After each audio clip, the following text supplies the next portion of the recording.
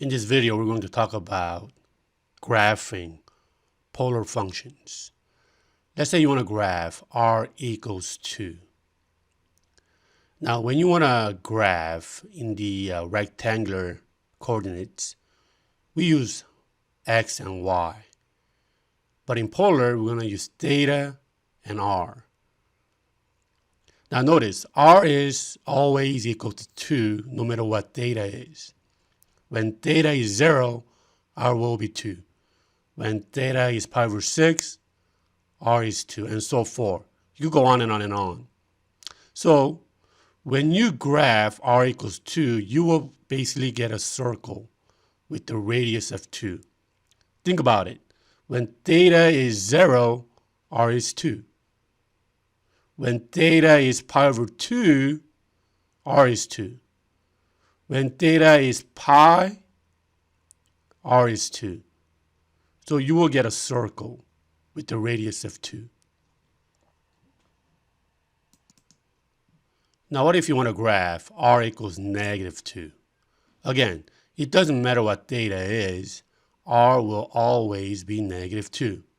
So for example, when theta is 0, r is negative 2, so you'll end up having a point at negative 2, 0. What about at pi over 2?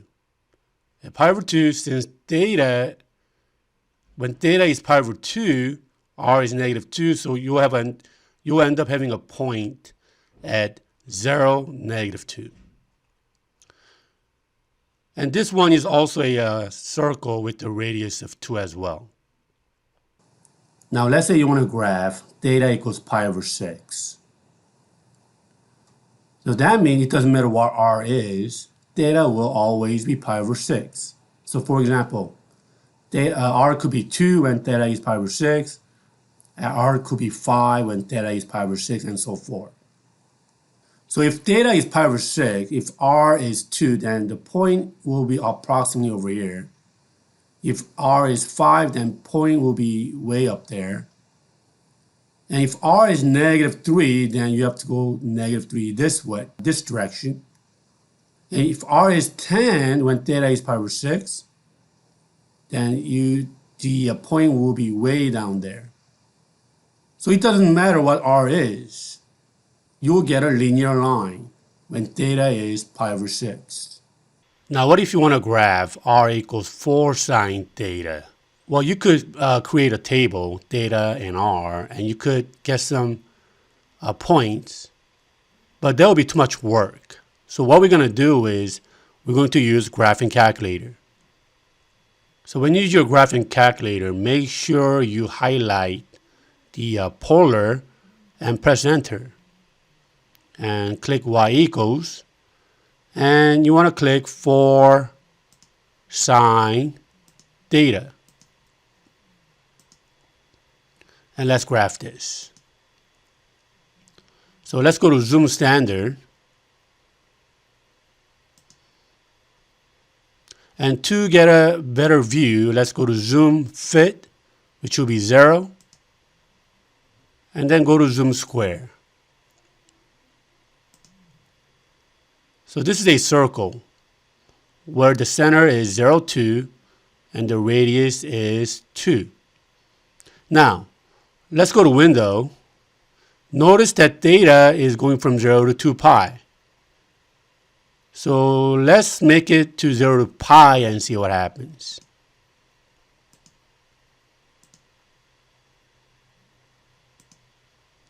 We still got a full circle. So what happens when you go from pi to 2 pi?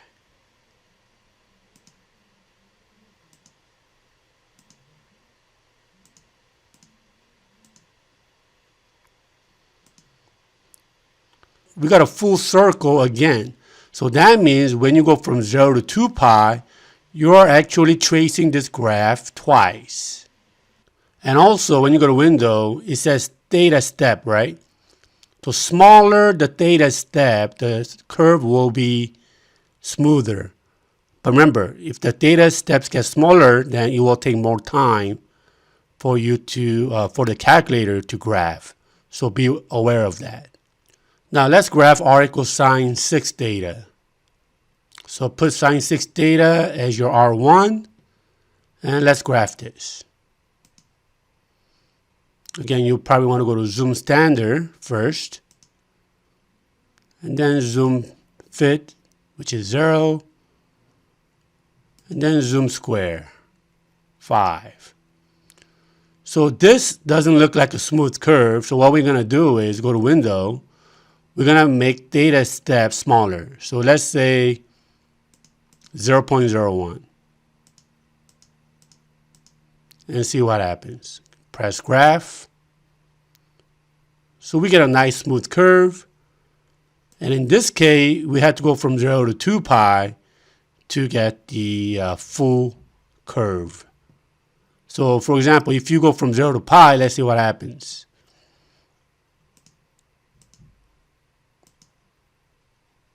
Yeah, you only get half of it. So in this case, you have to go from 0 to 2 pi to get the full curve. Now let's try to graph r equals 1 minus 2 cosine theta. So put 1 minus 2 cosine theta into your calculator. Let's go to zoom standard 4. And let's start changing our window to 0 to 2 pi.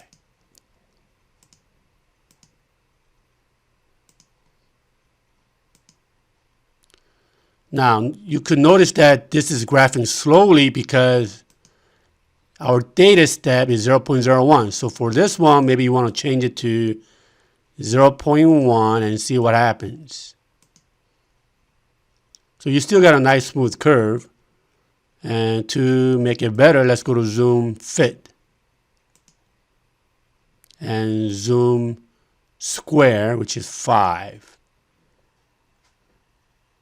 And again, we needed to go from 0 to 2 pi to get the full curve. If you go from 0 to pi, this is what's going to happen. You only get the half of it. So depending on the graph, sometimes you could go from 0 to pi, and sometimes you have to go from 0 to 2 pi. You could kind of play with that using your graphing calculator. Now we saw earlier that r equals 4 sine theta is a circle with radius 0, 2 and radius equal to 2. Let's see why this is a circle. Basically, we're going to change the polar function to a rectangular. Now recall that the equation of a circle looks like this. Quantity x minus h squared plus quantity y minus k square equals r square, where h comma k is the center and r is the radius. And also, r squared equals x squared plus y squared, and y is equal to r sine theta. So, since r equals 4 sine theta, we're going to multiply both sides by r. You're going to get r squared equals 4r sine theta. And since r squared is x squared plus y squared, we're going to use substitution. You get x squared plus y squared equals, now r sine theta is y. So this is the same thing as 4y. So what I'm going to do now is I'm going to subtract 4y both sides. So I get this. Now I want to complete the square. So I need to add positive 4 on both sides. So basically, I'm trying to guess this form right here, equation of a circle. So now what you're going to get is x squared plus quantity y minus 2 squared equals 2 squared. So the center of the circle is 0, 2, and the radius is 2. That's why this polar curve was a circle.